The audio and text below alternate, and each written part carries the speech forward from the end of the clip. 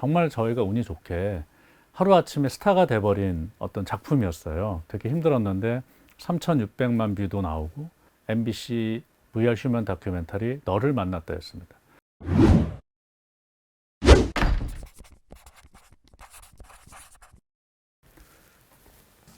이건 뭘까요?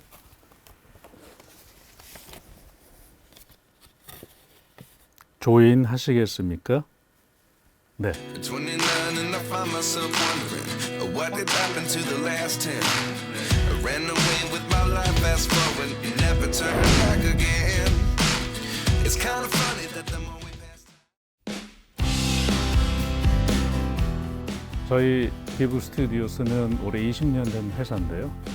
지난 20여 년 동안 크리에이티브의 중심의 회사였다면 지난 3, 4년 동안 LED 버추얼 프로덕션 기반 솔루션인 VIT 그리고 AI 기반의 버추얼 휴먼 솔루션인 비프를 만들어내고 곧 출시를 앞두고 있는 아트테크 기업입니다.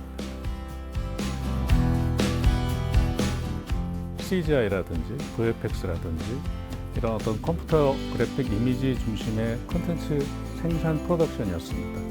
그러다 보니까 다양한 솔루션, 다양한 외산 소프트웨어를 사용할 수밖에 없는 한계에 있었는데 저희가 그걸 직접 쓰다 보니까 좀 더 우리에게 필요하고 우리가 사용자 중심에서 잘 만들 수 있는 것 그리고 그 솔루션을 활용하는 오퍼레이터 입장에서 잘 만들 수 있는 것이 무엇일까라는 어떤 고민 속에서 저희만의 어떤 기술을 개발하게 됐고요.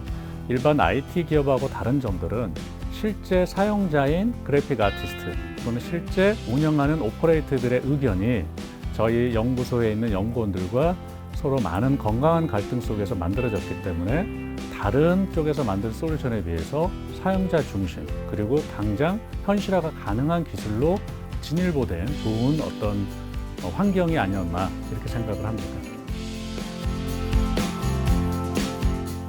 한 7, 8년 전에 VR 붐이 전 세계적으로 열풍을 불러일으키고 VR이 새로운 세상의 커뮤니케이션이 될 거라는 기대치에서 막 확장이 돼 있었잖아요. 페이스북이 오클리스 인수한 다음부터.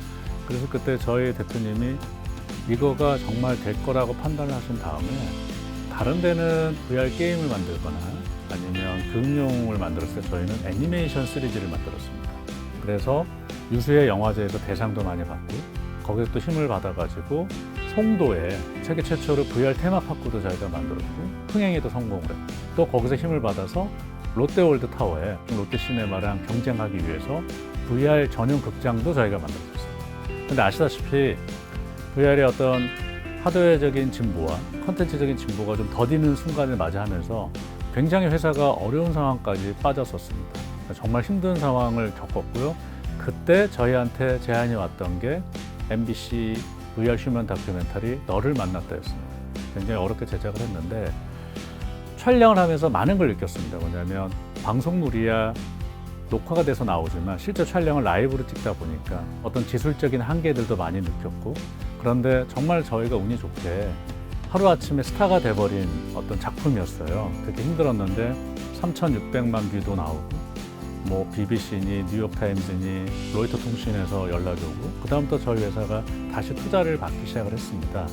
그 투자를 받았을 때 지속 가능한 사업, 이게 과연 뭘까? 우리가 인류를 위해서 할 수 있는 어떤 대의명분도 생각을 하면서 그 투자받은 금액들을 우리만의 기술, 우리만의 솔루션, 우리만의 테크를 만들어 보자라는 그래서 저희 회사가 어찌 보면 저희 대표님도 가끔 농담을 하시는데 우리는 4년 된 스타트업이다라고 표현하는 게 그때 이후에 저희 회사는 완벽하게 피보팅이 된 그래서 아트테크 기업으로 성장할 수 있었던 가장 첫 번째 변곡점이 됐던 게 너를 만났다였습니다. 비트는 VIT라고 그래서 비브 스튜디오스 이머시브 테크놀로지의 약자로 저희의 브랜드입니다. 이 비트는 여러분들도 많이 들어보셨겠지만 LED 기반의 버추얼 프로덕션 종합 솔루션 소프트웨어입니다. 해외에도 다양한 소프트웨어가 있지만 이제는 우리 국내라든지 아시아에서도 그러한 컨텐츠를 만드는 제작 기술을 만들고 수출해야 된다는 어떤 사명감 때문에 저희가 이 솔루션을 지난 4년 동안 연구 개발해서 만들었고요. 다양한 임상 실험과 검증을 통해서 상반기에 출시할 예정입니다. 중요한 전투 장면들이 사전 협력과 대화가 많이 필요했던 부분들이 있습니다. 특히 뭐 흥화진 전투나 이후에 그 주인공인 양귀의 어떤 죽음이라든지 이런 측면에서 당연히 감독님들 입장에서는 좀 더 임팩트하고 화려하고 스펙타클을 넓혀보고 싶어 하시는 부분들이 있는데 저희들이 처음 기획에서도 같이 참여를 했고 그 씬이라든지 그 감정이 나오는 장면들에 대해서 사전 설계에 대한 부분들을 나름 완벽하게 그림을 그려다 드리고 조정을 했고 저희가 갖고 있는 어떤 솔루션들을 계속 제공을 통해서 시청자분들이나 감독님들이 보시기에 효율적이고 조금 더 감동적이고 리듬감 있는 그런 연출이 가능하지 않았나 이렇게 생각을 합니다. 콘크리트 유토피아는 배경이나 환경 자체가 지진으로 인한 무너진 도심이었기 때문에 거의 모든 장면들에서 VFX나 CG 장면이 들어갈 수밖에 없었고요. 오늘도 사랑스럽게는 주인공이 강아지로 이렇게 변하는 장면들이 워낙 많기 때문에 화면에 등장하는 강아지가 실제 강아지와 귀엽고 희노애락을 표현하는 강아지로 나눠져 있기 때문에 컴퓨터 그래픽으로 만든 강아지와 실제 강아지가 차이가 나지 않도록 만드는 그런 것들을 최대한 노력을 많이 했고 좋은 성과가 나온 것 같습니다.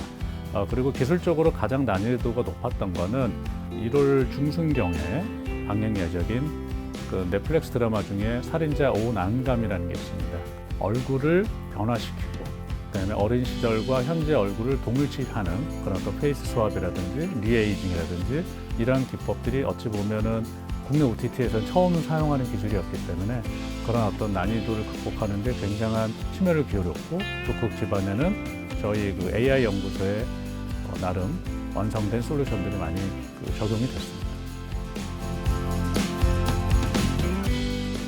BTS 때가 아무래도 긴장이 됐었죠. 왜냐하면 그분들 멤버 7분이신데 그날 하루 주어진 시간이 8시간밖에 없었습니다. 근데 그분들이 저희 버추얼 스튜디오에서 촬영하는 분량이 1인당 10분 분량의 최종 영상을 찍으셔야 되고 옆에서는 또 인터뷰를 하셔야 되고 또 옆에서는 포스터 촬영을 해야 됩니다.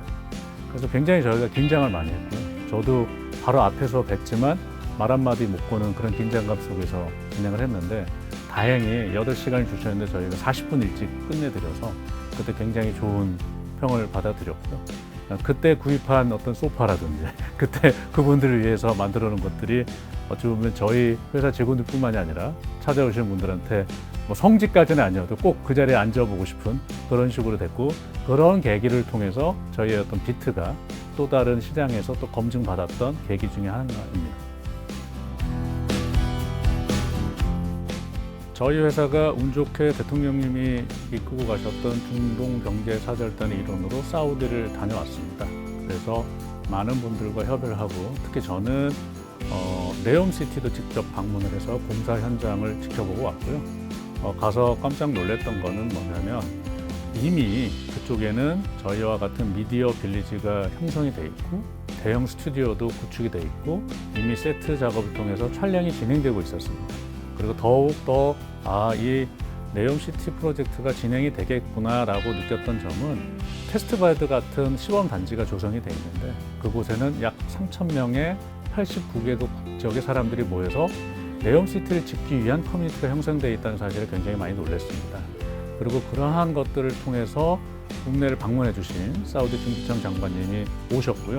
저희가 갖고 있던 디지털 트윈 기술이라든지 버추얼 휴먼 기술, 그다음에 LED 버추얼 기술을 보시고 사우디의 어떤 미디어 허브 도시를 구축하는 데 있어서 일조를 할 수 있는 그런 기회를 많이 만들어 주시기로 약속을 하셨고 지금도 세부적인 어떤 논의를 진행하고 있습니다. 하반기에 IPO를 하기 위한 작업을 지난 작년서부터 본격적으로 좀 준비를 해오고 있고요. 그 과정 속에서 얼마 전에 그 기보에서 예비 유니콘에도 선정이 됐었고 그 기술 평가 점수도 뛰어나게 받았고 그런 영향 속에서 차근차근 상장 준비를 하고 있습니다. 그동안 국내에서 보여지지 않았던 크리에이티브와 솔루션이 결합된 볼륨 있는 회사 그리고 그것들이 글로벌한 경쟁력을 확보할 수 있는 회사로 성장하는 서태가 되지 않을까라고 저희도 기대하고 있습니다. 결국 저희가 지향하고자 하는 바는 뭐 세세하게 컨텐츠 IP 회사가 되겠다, 기술 IP 회사가 되겠다라는 차원을 넘어서 소위 현실과 가상을 연결하는 중요한 브릿지의 역할을 할 수 있는 아트테크 기업으로 성장을 해서 그것들이 국내뿐만이 아니라 아시아를 넘어서 글로벌한 경쟁력을 갖춘 회사로 성장하는 게 저희의 이상과 목표입니다.